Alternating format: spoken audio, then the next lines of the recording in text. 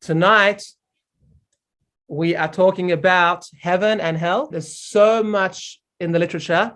So I don't know how much we'll get through. We've got next week as well. So it gives us time to talk. And we're also going to touch on souls and reincarnation, which is a whole nother topic, which we'll do next week.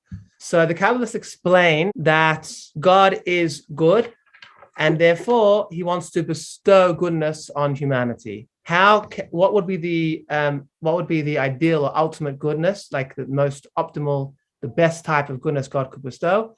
That would be a goodness in which people will not feel that they have gotten something for nothing, because the sages teach us that people who eat their friends' bread, they feel shame. They feel shame, they didn't earn it. It's like, imagine if your friend had a big company, very successful entrepreneur, and he paid you all the money, right? But it was his company. You'd feel so much better if it was your company and you created it and it was all your work, right? Then suddenly you'd feel like, it comes to you. So since God wants to give the ultimate good, the best of the best possible good is for people to feel that they earned their reward and therefore they really, really can enjoy it. They won't feel like they're embarrassed because they didn't earn it. So in order to get this reward, God created a world where he gave us the opportunity to earn it. Now, the thing is that in the spirit, we spoke last week as well, that God is a source of all pleasure, because God is the source of all pleasure or wisdom or knowledge. And he himself, the Kabbalists explain, is the infinite light, right? Obviously, when we talk about infinite light, we're speaking metaphorically. God is not physical light, but he is the infinite, the Ein Sof, the infinite. But in Kabbalah, we refer to him as the Or Ein Sof. It's the way that human mind can grasp the infinite light. So the infinite blinding light. In order for us to sort of bask in God's light, we have to be able to we would get totally consumed by that light. So God made a physical world where he concealed and restricted his light in a way that we can then exist without being blinded. In a similar fashion to the same way, if you want to watch a projector screen, you got to turn off all the lights in the room, and then the projector will be able to watch the projector. You want to watch the World Cup on the projector, you got to turn all the lights off and you see the projector. If the lights are on, you will not see any projector in the room. It just won't exist because the lights are blinding it out. So God had to dim, so to speak, all of his lights, and that happens through a range of spiritual worlds, and the 10 Sefirot, etc., until we have a physical world where we can experience independence of God. But really, there's just one unity, but in the body, we feel independent. So God is the ultimate good. The good is to be close to him, but the infinite light is very blinding. So God says, how can you be like me? How can you be like me? In the physical world, you have a closeness through proximity. When you have time and space, you can give someone a hug, you can be close to them. But in a spiritual sense, how can we be close to God? So the answer is, the Kabbalists explain that similarity equals closeness in the spiritual world. Resemblance equals closeness. So we have to remember, in a spiritual world, there is no time and space. So if you are different to something, you're far from it, you can never be close. Because by definition, you're far. You can't just walk next to them. There's no time and space. So you have to be similar to be close. Now, the archetype for this that we can understand in this world is love, right? You can love someone from the other side of the world and feel extremely close to them, or you can hate someone who's sitting right next to you and feel very, very, very distant from them, right? So we already understand this spiritual Kabbalistic concept, right? Through the physical expression of love, where if someone you hate is right next to you, you feel very distant from them. But someone who's far away outside the world, you feel that you love them, you feel very close to them. So since similarity equals closeness in a spiritual world, God gave us opportunity to become similar to him. Okay, so they explain there's 3 levels of pleasure. The first level of pleasure is your basic animalistic pleasures, like eating, drinking, getting married, and all the things that we like to indulge in. That's your basic animalistic pleasures. That's the lowest level of pleasure. Marriage is not. Marriage not. Okay. We have an objection to marriage, so maybe we won't say marriage. Then the second level of pleasure we have is more of a mental pleasures, art, fine art, music, listening to an unbelievable composition, right? That gives you really a high level of pleasure. And it's much higher level in the sense it's more consumable. Like if you eat too many, if you drink too much or you eat too many burgers, as much as you enjoy indulging in burgers, you're going to feel sick and going to vomit, right? It can even be fatal if you have too much alcohol, etc., etc. Too much consumption of physicality and indulgence can be fatal. But like fine art, you can enjoy more, right? A good book, or yeah, like we have an author here, Joanne. But then there's a higher level of pleasure, the third level of pleasure, which is a sense of achievement and a sense of acknowledgement and a sense of being appreciated. So imagine you do a 5-year course at Harvard and you do a double degree and you're not sleeping at night, you're not going socializing and partying, not going drinking, you're up all night studying in the library and you're not sleeping and you're stressed, and you do your 5-year double degree. And at the end, imagine your parents have to take out a double mortgage to pay the $250,000 US Harvard fees.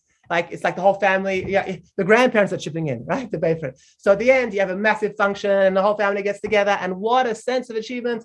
Our grandchild, our child, our brother, our nephew, right, passed the Harvard exam.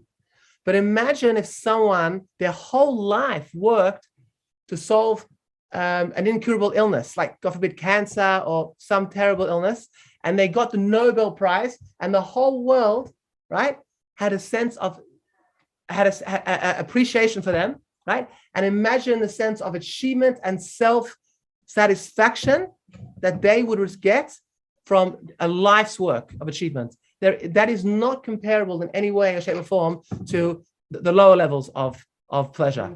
Just having a drink of wine or listening to some music, it is incomparable. So what God did is he gave us the opportunity through the Torah and the mitzvot, which is the Torah is God's knowledge and the mitzvot are God's will, right? He wrapped his will in the commandments.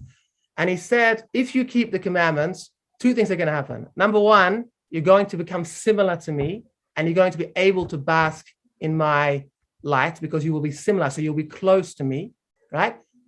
If you keep my commandments, you will be close to me, because resemblance and similarity in a spiritual sense equals closeness.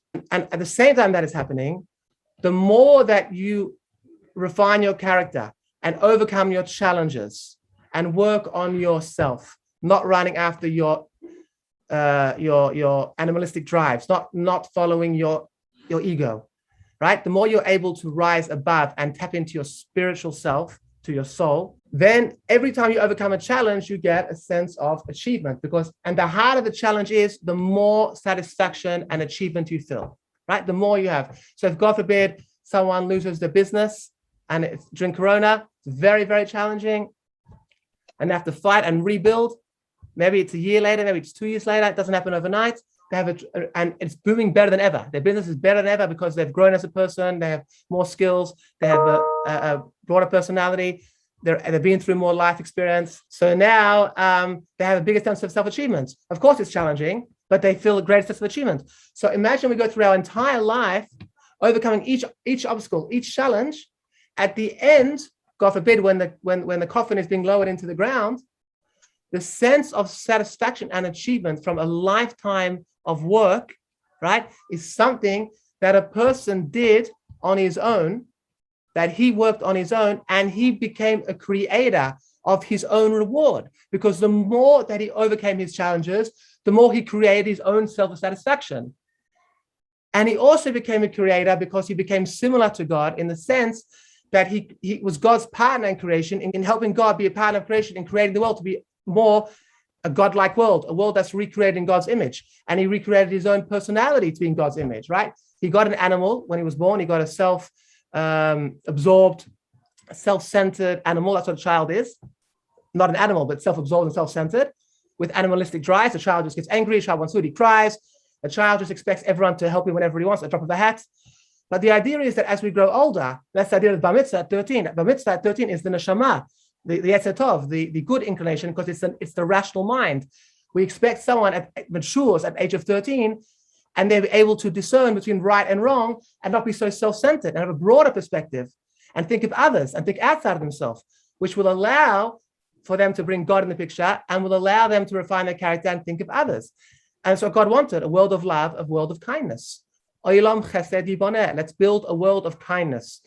So therefore, to build a world of kindness, we become partners in God's creation. In God, we become partners with God in helping to recreate the world in His image. We recreate our own image, our own person in God's image, and we create our own sense of reward through the achievement and satisfaction that we get when we overcome all of our challenges through our whole lifetime. Okay, so now we get some sort of understanding of the high level of reward.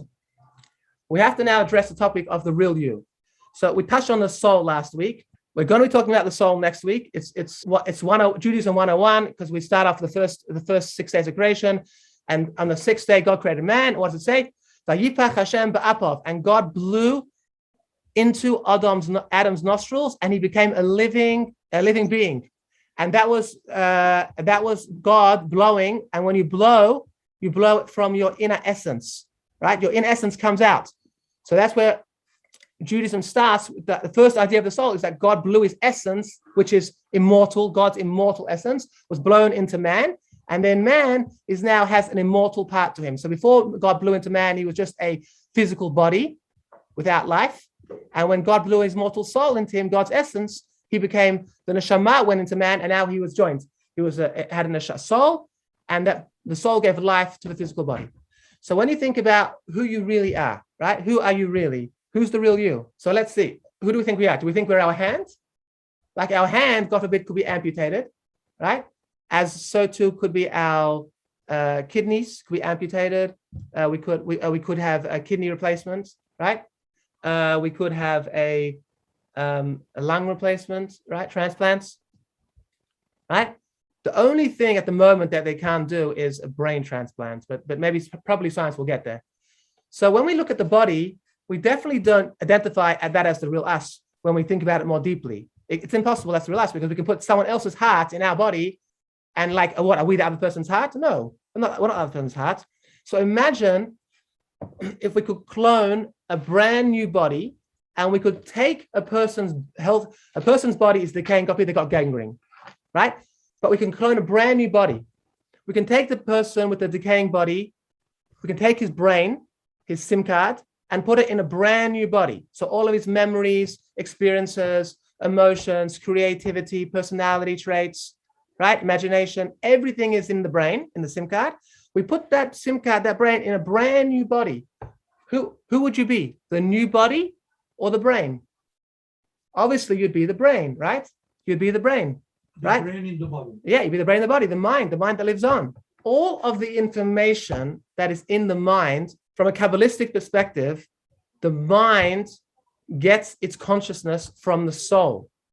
And the soul is a part of God, meaning that our consciousness and our awareness is very much limited when our soul is in the body.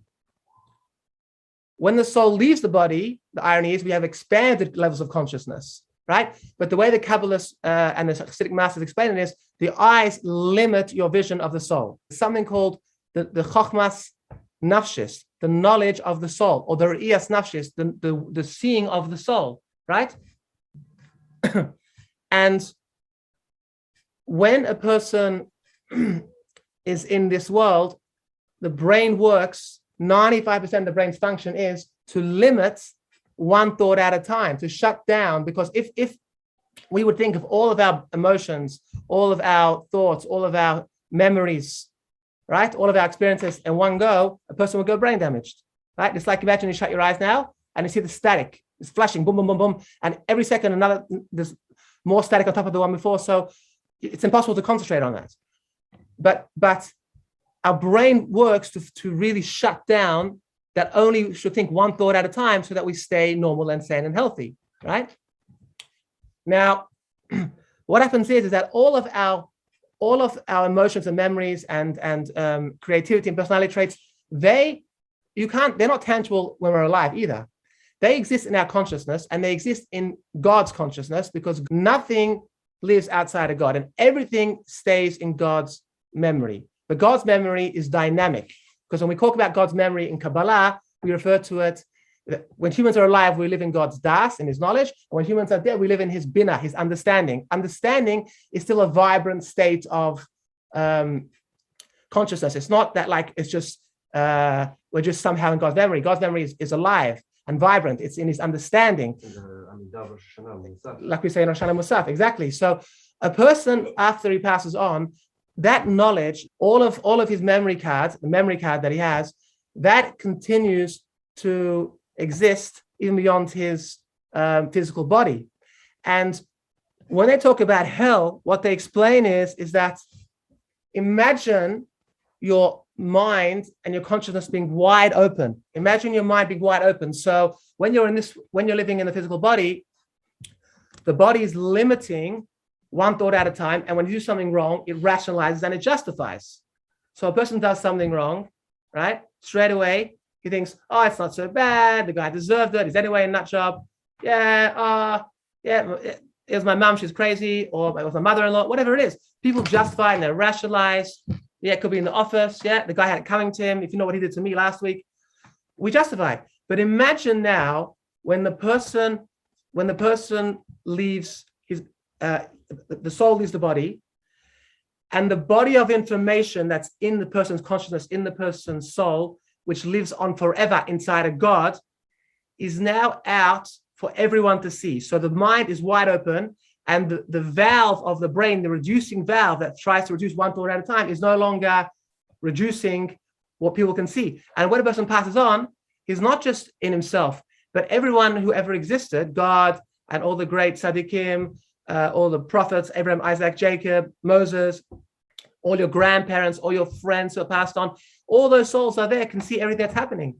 The Kabbalists explain that the spiritual world is an arena where knowledge can be transferred without being attached to any matter, to anything physical. Now, if you think about that for a second, we've already come in the last 100 years within a tiny piece of plastic of that reality. So what do I mean by that? So some of us in the room are older and know there used to be a 1-300 number to call for a phone number. Hey, you want a phone number? You call up 13, and they have a big warehouse, 10 stories high, with tens of thousands of phone books of all the Australian people, 26 million Australians. And they look up the phone number, wait 5 minutes on the phone, and they say, yes, page 76, yeah, on the 10th story, on the 14th shelf, right, in the 27th book, it says that Mr. Taylor, yeah, lives on this address, 952745. Today, right, we have managed to condense all that information into a tiny little piece of plastic and metal called a USB stick. That's incredible, right? That's incredible. After thousands of years of being science fiction, today, we take a tiny piece of plastic, a USB stick, and all of those trigabytes, right, thousands of gigabytes are stored on a piece of plastic. And as technology is advancing, you can already have a pull-out screen, which is just pure light. There is no physical attachment. It's just pure light. So when we say in Kabbalah that in the spiritual world, it's an arena where you can transfer information without being attached to physicality or to matter, today that makes perfect sense to us, right? You don't even need that piece of plastic of the USB stick. So a person passes on, the body of information of his life experiences, of everything he's done right and wrong, lives on. Now imagine when we get caught doing something wrong in this world. They say a person gets caught with his pants down, right? Imagine how embarrassing that is. And yet the brain can rationalize and the brain can forget, right? The brain forgets. You wait enough time and you forget. That's one of God's gifts to us, that we forget. And it makes it easier for us to grieve, makes it easier for us to go through challenges and pain because we forget. But imagine when this is all wide open and we're standing naked before God and all of our relatives, and there's nowhere to run and nowhere to hide, and nothing to forget and nothing to rationalize. And it's the world of truth, where a person himself is now separated from his ego and from his brain and mind. And that's why it says a person will be his own judge. And we've all heard the story that the person that had the near-death experience or a clinical death that came back, they saw the live video and they judged themselves. This is what it means. It means is that in the world of truth, the world, they call it the world of truth, the world after one passes on, the world of God is the world of truth. There's no God judging you. You judge yourself because your ego is now separated from your soul. And your soul knows what your soul did right and what your soul did wrong. And everybody can see that. And when there's nowhere to run, nowhere to hide, that embarrassment and that shame is metaphorically used across Jewish literature as burning in hell. And there are many, many, many examples of this that our sages equate burning to the burning shame, and it's comparable to burning. For example, the story of Yehuda and Tamar, when the whole story in the Yehuda and Tamar, where Tamar was Yehuda's daughter-in-law, and there was a mitzvah to do yibum, and Yehuda's children did not want to take her to the yibum, after their brother died, they meant to marry the brother's wife and have children. The brother's name should live on if they don't want to do it. So she then dressed up and was with her father-in-law, and then when the father-in-law found out that she was pregnant, and they thought that she was because she was still, so to speak, legally bound to one of the son-in-laws to do yibum, so she wasn't a free woman. So therefore, the punishment was to be put in the furnace of fire. So she didn't embarrass him. So she sent him her staff. He gave her a staff when they were together as a payment. So she said, whoever this staff belongs to, he should come and take it. And he realized it was him. And she didn't embarrass him. So you see how she was willing, Tamar, to jump in the burning furnace in order not to embarrass Yehuda. We find the same thing in the Talmud with Mar Ukva and his wife. They were giving charity, and they didn't want to embarrass the recipient of the charity. And they left it at the door, and the recipient ran after them. And in order not to get caught, they ran to a bakery, and there was a big oven there, and the oven was on. They ran into the boiling oven, the burning oven, and a miracle happened that they didn't get killed, but they did that because they didn't want to embarrass the recipient of their charity. So you see, embarrassing someone is a direct correlation with burning. It's even worse to embarrass someone than to get burned. That's what we see. But all throughout Jewish literature, in Jeremiah, in Daniel, in Yoel, all through Tanakh, we find, I can bring you many, many, many sources. We're not going to do it now, but it equates the afterlife with the burning shame and the fire of burning shame. So now that we understand that, what actually happens in hell? Okay, so we understand hell is a burning shame. Okay, which is a very logical and rational, not traumatic or frightening. We understand. We have a chance to become God's partners in creation. And I'm going to add on this point here. This is why immorality is the worst possible sin in the eyes of a Jew, in the eyes of God, in the eyes of Judaism, and especially with the proliferation of technology and what's happening online with all of the terrible non-kosher content. Every Jewish male has a bris on his reproductive organ intentionally. The covenant is on the reproductive organ. God could have made the covenant on a person's face where everyone can see it. God could have made the covenant on a person's body, but he made it on the reproductive organ. Why? And the answer is because a Jew's morality in the world, right? A Jew's connection to God, a Jew's ability to emulate God is all founded and based, the vessel and the tool which we have, right? The number one opportunity that we have to emulate God is by being givers and creators, right? Because God is a giver and a creator. And that's the whole thing about Judaism.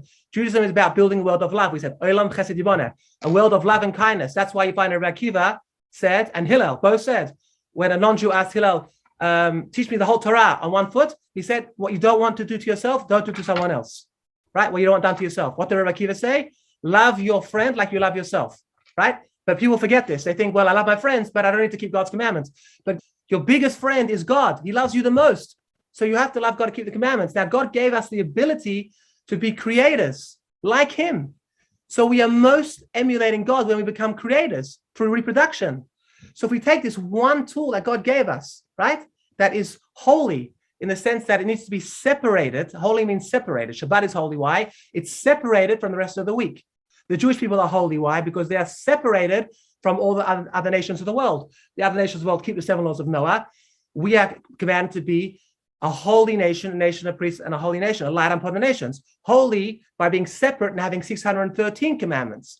So separating and not indulging in our animalistic desires or our impulses that we want to just have instant gratification, right? We have to make sure that the tool that God gave us to really emulate him and imitate him and resemble him, which is to recreate and procreate, is done in a very godlike fashion of giving and loving, in a way that we are creating and constructing a beautiful family with beautiful wife and children, etc., etc., etc. If we just use that for short-term pleasures and superficial encounters, we become the opposite to God. In a Kabbalistic and spiritual sense, we are far, far, far, far from God. So people say, well, God doesn't care what I do by myself in the shower, right? Well, he does, because he gave you the opportunity to have life potential, right? To have seed, which is considered the potential to have life. If there was no other man on the world that had seed and we destroy this, everybody would be up in arms, right? So we have the potential to procreate and to have the life force that God gave us. And we have to be careful that we use that only in a constructive way. So we become like God. God is not wasteful, right? And God acts with restraint and with discipline. By allowing us to exist, God is acting with restraint because he's withdrawing his light, right? He's restraining his blinding and infinite light to allow us to have the perception of independence from him, to allow us to earn our reward. So everything is a gift from God. The Torah and the mitzvot are a gift from God to allow us to become similar to him, to emulate him. In fact, all the Hasidic masters say that every one of the 613 commandments are really just God's gifts that allow us to be close to him, to get reward. That's what they are. That's how they have to be seen. The idea is that it's a gift. We can be similar to God. We can be creators. We can be givers. And it's all about thinking about other people, right? But in the way that God wants us to. Because if we do it in a way that we want to, we are not allowing God to have expression in the world. God's will finds expression through his commandments, which he wants us to perform. If we want to do things and be spiritual in our own way, that's fine. But we're not giving expression to God's will. And we give expression to God's knowledge and God's wisdom when we learn his Torah, because that's his knowledge and his wisdom. So we can be very spiritual and do whatever we want, right? And do mantras and dance and have music and do whatever we want, meditation. But we're not giving expression to God's knowledge unless it's through the Torah, right? We're not giving expression to God's will unless it's through his commandments and his mitzvot and what he wants us to do. So now that we've understand that, what is hell? So hell is only 11 months. There is no concept in Judaism, and a lot of you already said this.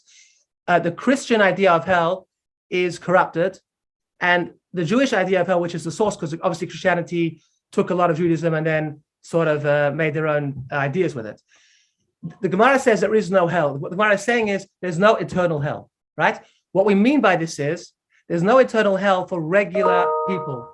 There are some terrible, terrible, terrible people in the world, like Hitler and others, and those people, their souls are cut off forever. They don't, like a fly, it lives and it dies. So there are people who their soul, that's it, because of what they did. Or let's say it's not it, but they suffer internal torment. But for the Jewish people, right, which the Gemara says, all the Jewish people are righteous, even the non-righteous upon them have commandments filled with mitzvot like a pomegranate. Pomegranate is full of seeds. So even the Jewish people who are not righteous are full of mitzvot. The Jewish people overwhelmingly, everyone, there's no eternal hell. There's 11 months, what we would call Gehenna of the embarrassment. And 11 months, what happens is that after 11 months, which corresponds to 11 months of the Avelut, here we have 11 months of mourning, of Kaddish for 11 months, because after 11 months, the shame wears off. The shame wears off. Now, two things are happening here. One is it's a cosmic cleansing in the sense that, like the burning shame, every time you want to kasher something, make it kosher in your kitchen for Pesach, or something became non-kosher, you got to kasher it, right, with boiling water or with a blowtorch. So the burning shame is like a blowtorch. It really cleanses. It takes out what we call the blias, stuff that absorbs, non-kosher stuff that's absorbed in the pot. It takes that all out. So the soul, all that comes out. Imagine you go to the dentist and your tooth has plaque on the tooth, right? And when you go to the dentist, every time it's terrible. Like the dentist takes this device and he starts scratching, and it's like you swear to yourself you're gonna brush your teeth twice a day forever, right? Because it's so painful. When you go to the dentist, it's indistinguishable, the tooth between the plaque. It's all stuck. It's all one, right? So that's sort of what's happening in the 11 months of the embarrassment. God is separating the plaque from the soul. As well, the embarrassment is a deep sense of regret, which is tshuva, right? What's the main component and ingredient of regret? Tshuva. The sense of, I'm sorry, I want to be close to you. So that is happening when you have the 11 months of embarrassment. So after that 11 months, the soul is cleansed, right? And embarrassment wears off. And therefore, the Shiva only lasts 11, the Avelus only lasts 11 months, and the Kaddish only lasts 11 months. And then a person can be, his soul is cleansed, which means all of the shmutz, all of the bad stuff, all of the plaque of the soul, the sins that he did, the embarrassing things that he did, the things that he really regrets, right? The things that darkened and blackened the soul, they are all gone. And now the soul is now just a shining ball of light, and he can be similar to God again. However, here's the catch. Your reward, heaven, which is closeness to the infinite light, right, is only according to what you earned. So when you go to the dentist and he gets rid of the plaque, you don't get a brand new tooth out of the catalog, right? That the model has in the catalog. No, you get your tooth without the plaque on it. But your tooth may still be, an old 30, 40, 50, 60-year-old tooth that's been decaying and it's yellow and it's changing color, et cetera, et cetera. So we are all judged and rewarded based on our potential.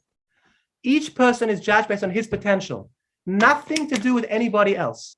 If your potential is a 7 and you score a 1, you end up, after the cosmic cleansing process and the embarrassment and the purification, etc., kashering process and the regretting process, God is going to be, at his infinite kindness, is going to give you a reward, yes. But you're only going to get the 1. So if a person, for example, he could have put on tefillin every single day, but he put on tefillin only at his bar mitzvah, right? So he became similar to God in the sense, right, that he incorporated God's will in him, which lives on forever, God's will and God's knowledge. See, everything in this world, right, is superficial. It has no, what we call in Judaism, kiyum. It has no sustain. It's not sustainable. It's like a dead fly on the wall. The dead fly on the wall, the dead fly on the windowsill, is it real? Yes and no. It's real that you can touch it, but it's not real in the sense it's going to decay and that's it. It's gone, right? The only thing that lives eternally is God and things that are part of God's will and God's knowledge, because God's will and God's knowledge are inseparable from him. God isn't made of duality like different parts. God is his will and his knowledge is all God. So if you attach yourself to God's will, the Torah, or God's knowledge, God's will, the mitzvot, or God's knowledge, the Torah, then you are part of God that lives on forever. And more than that, you also become a partner of God in creation. So you're not only attached to God, you're also a partner of God, right? That lives on forever. So and that's why they say that we look at every Jew in a positive light. There's no such thing as a bad Jew. Now, a Jew could do bad things, of course. A Jew could do bad things, but the Jew is always good because the infinite soul that lives for eternity inside him, the godly soul, that is inherently good. It will live forever. And however much a person makes that soul similar to God, that will be his reward. So if you have one tefillin for that your whole life, you're only going to be similar to God in the sense that you have one tefillin, one little mitzvah. But if you put on tefillin every single day, wow, you're going to be tens of thousands of times more similar to God when you pass on for eternity. If you light Shabbos candles every week, right? If you give tzedakah, charity every day, it's not going to be even comparable how much more similar you're going to be to God, right? Than if you gave tzedakah once or if you lit candles once in your life. And this is why it's so important to understand that we can never, ever judge another person. And judging is the most non-Jewish idea that there is, judging. We can tell people there is a mitzvah to help people, to help them if they're doing the wrong thing and they're open and they're receptive to the message. By the way you come closer to Hashem is by doing X, Y, and Z. And they're like, oh, I'm sorry, I didn't know it was wrong. Yeah, or they need support. Sometimes people just need support, like if they're smokers, they need support to encourage them not to smoke. Or if they are, sometimes they have temptation and a good friend can help them, They're at the Kiddush, 7-layer chocolate cake, they're on a diet, a nudge from their friend, come on, you can control yourself. That's good support. But being judgmental is the most anti-Jewish thing. Why? Because how free will actually works is that we don't actually have free will on everything. For example, right, you don't have free will now to go and kill your spouse. Now, maybe it's in the realm of possibility, but let's say 98% you're not going to do it. 98%. So how they explain this is the following, that imagine you have a battlefield with 2 armies, right? 2 armies are coming on a battlefield. If I can use this as an example, right? The 2 armies are coming. Now, if I divide this in the middle, divide this in the middle of this tissue, okay? So this is the one army here. This is the Roman army on this side. Okay. Then I turn the tissue. This side is the Greek army. On this side is the Greek army, okay? Now, both these sides have already been conquered. They're going to meet at a point in the middle. In the middle of the 2 camps, there's going to be a spot where a war is going to take place. The Greek army on this side and the Roman army on that side. So the actual place of war is going to take place the nekudah, the dot, the point of war will take place over here, right in the middle, right? So that's how it works with a human's free will. We don't have free will in everything. What happens is that a person, the more he works on himself, the more he grows, the more his free will changes. So for example, right now, you don't have free will to go and kill someone, but maybe you do have free will that if you're driving your car and someone cuts you off, not to curse and scream at them. Maybe, for example, your friends, you have the ability to control yourself, not to speak lashon hara, gossip, thank you, about your friends. That's within your free will range. But not everyone has free will now to, for example, give $1 million of charity, or just pack up their business and sit and learn Torah 24 hours a day, or not sleep at night, and just learn Torah all night, right? Not everyone has that type of free will. So that's why the rabbis teach us, the sages teach us, that if you gave $10,000 of charity, maybe it's not enough.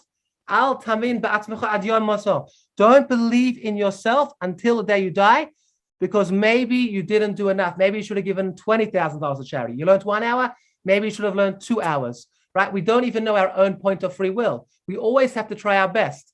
But at the same time, we can never be too despondent. We can never feel too guilty or too upset, because it may have not even been possible for us to overcome that challenge, right? Sometimes it's going through the experience. It's not always the end result that we envision, right? God has his own idea for the end product. That's how it should look. Not always that we set goals, does God want us to complete them or finish them, but God wants us to try our best.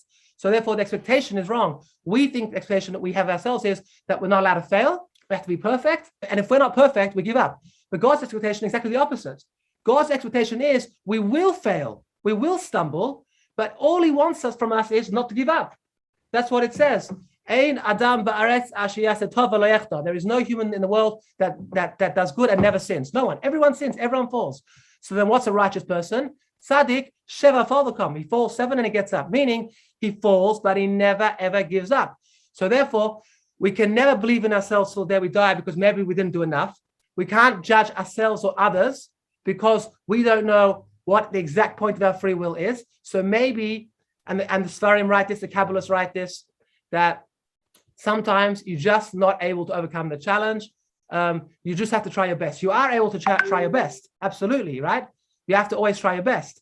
But just because you tried your best doesn't mean it was always God gave you the opportunity. You might have a big challenge to raise $1 million of charity and you got to 900,000. That's amazing. You tried your best, right? You may have had a challenge. You wanted to finish the entire Talmud, but you got distracted and you had triplets and you had to go to work 16 hours a day and support your family, and that's what God wanted you. So you couldn't finish the whole Talmud. The point is, you have to try your best. Every time you take out the Talmud, it's 10 o'clock at night, and you're exhausted, and you try to learn for 20 minutes and you fall asleep.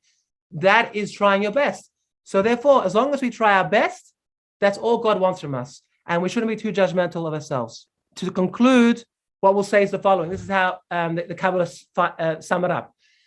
This world is the world of maximum challenge, which is a gift from God. It's the Harvard exam. No one wants their son to go to the rundown community college, free education, no books, no resources, no football pitch. No one wants their son to go to that rundown college, right? They want to get the Harvard exam, even though it's going to be an enormous sacrifice and investment financially, emotionally, right? Very, very taxing mentally. But everybody wants to have an exam.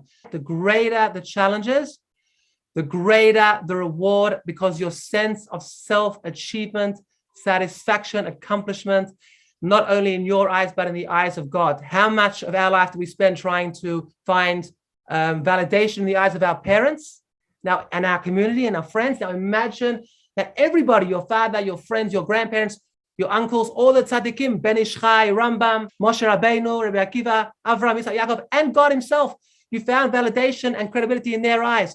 What a sense of accomplishment. So this world's world, the maximum challenge, and it's a gift. And the next world is the world of maximum reward. The more you have a sense of satisfaction and achievement, the more that you are godlike, the more similar you are to God, the closer you are.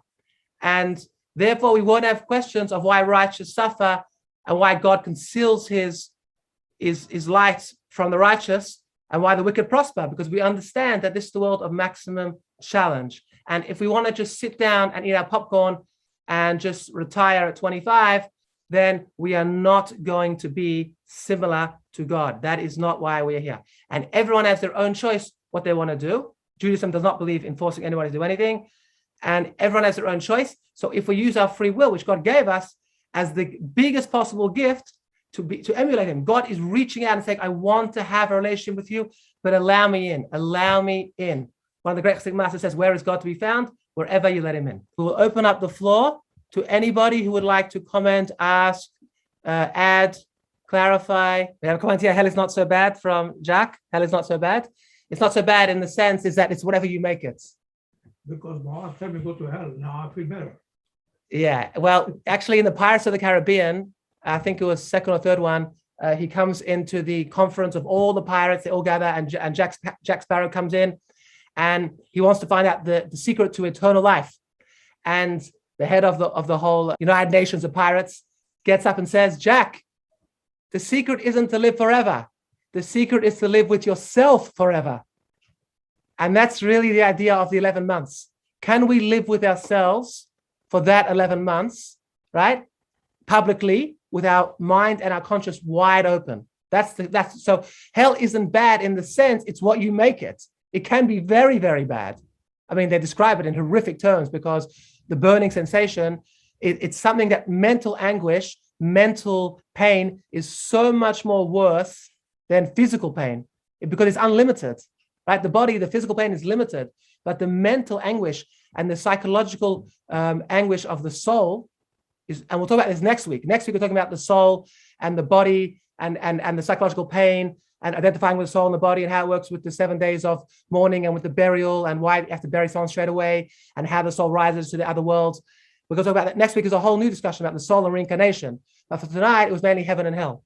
My thought is that you've addressed it within purely Jewish parameters, with a Jewish worldview, with Jewish modes of behavior and values and acquired behaviors and all of this. What do we do with all the rest who live outside that? Because we're a very small feature on the face of this earth. We're only very small people. What is our understanding of the approach the rest of the world has? Great question. And I spoke about this last week, and it's good you raised it in this context. Judaism is a universal life code. This is the biggest difference between Judaism and all the other religions we touched on last week. They all are exclusive. It's Christianity, which with its hundreds of different branches, each one is more exclusive than the other one. So the Protestants believe the Catholics are going to hell, and the evangelicals believe Protestants and Catholics go to hell, and the Mormons believe all three are going to hell. So and Muslims believe if you don't believe in Muhammad, you're not going to heaven. Judaism is a universal life code. It's not a religion.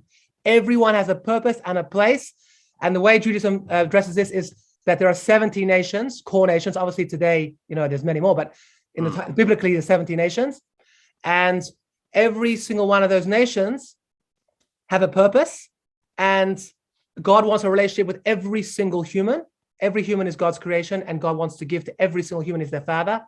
But God has a special bond with the Jewish people because he wanted one nation that will be the nation of priests and teachers. Like every single shul has a rabbi, every church has a priest, and every mosque has an imam that teaches and that is, so to speak, on a higher moral and spiritual plane, held to a higher moral standard, that it can influence others and lead the way and lead by example. So too God said, I want one nation out of all the nations that will lead by example, be a light unto the nations, and be a nation of priests and a holy nation, which is the Jewish people. So we have much more responsibility, much more commandments, much more rewards, because much more satisfaction. The non-Jewish world have the opportunity to convert and get the increased reward, but they're all going to go to heaven if they keep the 7 laws of Noah, which basically mimic the 10 commandments, except for a few gifts like Shabbat that God gave only to the Jewish people. But if the non-Jews, all they got to do is don't steal, don't kill, etc., keep the laws of morality, set up courts, just societies, etc., and they all go to heaven. Obviously, they have to believe in Hashem and believe in God, etc., etc. It can't be idol worshippers, obviously. If they believe in God and they want to emulate him and be close to him and have a relationship with him, they all go to heaven. But that's not the same heaven, and I've just explained to you why. Because the heaven of keeping 613 commandments, being persecuted for 2,000 years, going through Spanish inquisitions, giving up your your whole family burning at the stake, never selling out God because of that faith and that integrity in the relationship, right? To be one with God and to keep and it's harder to live every day and sanctify God's name than it is to die. If you die once for God's name. But you live every day sanctifying God's name, it's incredibly difficult. So therefore, the sense of satisfaction and achievement is much greater, hence the reward, and the sense of achievement is much greater. But they all go to heaven. Everyone goes to heaven if they do the right thing. Absolutely. Excuse me. Is the soul directing the body? Excuse me? Is the soul directing the body? Yes, there's a soul is directly in the body. Next week we'll talk about this. Is the soul directly in the body? There's 5 levels to the soul, 5 levels. And we're going to talk about it next week. But how it works is that I spoke before about God's infinite light and turning off the lights in the room to allow the projector to be seen. So how it works is as God's lights are dimmed, it's called and referred to in Kabbalah as spiritual worlds. So in the higher worlds, there's more of God's light, hence more revelation. You can see more godliness. But as we go through the world, God's light is more withdrawn and there's more restraint and more concealment and until we get to this world. The same is in the human soul. Those great tzaddikim, those great righteous people, Hasidic masters, Kabbalists, that are able to tap in to the higher levels of their soul are really tapping into higher levels of consciousness, right? So the soul has 5 levels. And we'll talk about it next week, but it's nefesh, ruach, neshama. The neshama is the bridging one, which when we sleep at night goes up, and then chaya and yechida. And we'll talk about next week which ones are where. But basically, those that can tap into the highest levels are broadening and advancing their consciousness, right? And there's more of God's light revelation because there's less concealment. That's how it works. So yes, it is in the body, but it's different levels. Some of the soul's in, some of the soul hovers above. The soul is multi-layered. Directs the body. The body acts according to the soul. Right, and it should be the soul. The body should act according to the soul because the soul is giving life to the body. But right? If the body dies, the soul suffers. Right. Yes, because the body is only a clothing to the soul. And this is again for next week. But basically the soul, according to the Kabbalah, has 2 clothings. One clothing, it sheds its spiritual garments when it enters the physical garment, the physical body. When it leaves the physical body, it puts back on its spiritual garment. And that's why the word oir, light, and the word oir, skin, are interchangeable, identical in Judaism. The word for skin, which is the bodily garment of the soul, the physical garment, and the word oir for light, which is the soul itself, are interchangeable because the soul and the skin become one. But yes, but the person has free will. So he does have a soul, but the body is in a constant battle with the soul because the soul is at rest in a person's mind, in the rational self. But the body is very, very powerful because the body has the ego, the body has emotions, the body has drives, right? And therefore the body pulls the soul away from what the soul knows is right to what the body feels. So every morning when you wake up, you have the body, you have the soul, and you have the ego. And they fight it out, right? Should I go to shul and put on tefillin this morning, right? It's dark, it's raining, it's cold, it's winter. So what happens? The soul wants to do what is good. The ego wants to do what looks good. And the body wants to do what feels good. So the body wants to roll over. I'm comfortable. I'm fine. I'm good. Let me do what feels good. So it's a constant battle. And we refer to this. Emunah in Judaism, we spoke last week, isn't blind faith. We spoke last week about the principles of Judaism. If you haven't seen it, we had a phenomenal Q&A discussion. And especially from 25 minutes in, I address the fundamental principles, how we know it. And because we know it, we trust in Hashem. So emunah in Judaism is trust. It's not blind faith. It's blind trust. Once we know and establish God is our Father, He took us out of Egypt, and with the splitting of the sea and the 40s in the desert and the revelation of Sinai, etc., etc. So now we have trust and integrity and faithfulness in our relationship. Emunah is faithfulness. So when we go to the Kiddush, and our mind, our rational self says, don't eat the 7-layer cake, and our body says, eat the 7-layer cake, who's going to win? So if we have the right integrity, right, then our neshama will win. But very often people do smoke and do drink and do run after attractive people, even though it's bad for their wife and their kids and their family and themselves, because they're human, right? So it's a constant battle. And that's the thing. We have to try and not allow our body and our society to distract us, especially today with all of our distractions with social media. We're constantly distracted, and we're not allowing for our rational self to think and critically analyze and critical thought, right? What is going on here? We spoke on Shabbat about this. No questions, just find it really interesting. One thing that sort of really landed for me is this thing about, it's kind of like, you fall, you pick yourself up, you dust yourself off, and you keep on going. Like that whole thing of like not being despondent. Yeah, well, not just not being despondent, but just not giving up. Like, something doesn't work. Okay, well, it doesn't work. Doesn't mean you have to walk away from it. It's like, all right, well, what else? How else can you approach this? What can you do? And I'm sure there are times that, yes, sometimes it's like stop knocking your head against the brick wall, and it's appropriate to stop that direction, because that is not an appropriate direction, which is probably why it keeps failing and falling. And then you look, well, what else? Like, but not, I don't know. It's just, it kind of resonated with me, that particular. Yeah, absolutely. No, I can see that, because a lot of people think if they're not successful, then it's a problem, but it's not necessarily. It's not necessarily. Sometimes we are happy about things that happened to us a long time ago. That today we're so happy that they happened to us, but back then it was a painful growth. We had to shed. It's almost like, they say with the shedding the shell. When the butterfly comes out, it's beautiful, but it's got to shed the cocoon, right? Yeah. If we judge ourselves in this world, does it make it easier after we pass on into the next life or the next state of existence? If we judge ourselves in this world, absolutely. Why? That process is called self cheshbon hanefesh, self what's called personal accounting. Yeah, self accountability, and it's a process of tshuva. So you say, okay, and this is what actually the Hasidic masters write, that a person should never ever get into a state of guilt or negativity. That's the worst possible thing. Why? Because it's only going to lead him to do more bad things, to satiate, to sort of fill that vacuum, right? So the idea is to remove your egoistic. The automatic reaction, the emotional reaction, is never coming from a good place. Never. Even if it's like because you're sad that you did something against Torah, against the mitzvot, it's never coming from a good place. It's always coming from your ego. So therefore, you have to wait, let's say 24 hours, or they say when a person goes to sleep at night, right? Yeah, when a person goes to sleep at night, that's when you can self-introspect, self-reflect.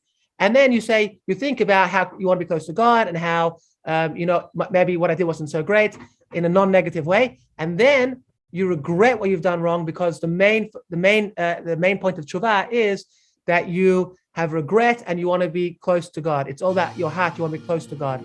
So if a person, and that's why they say, do tshuva every day, like you're saying, self-judgment, self-accountability every day, introspect every day.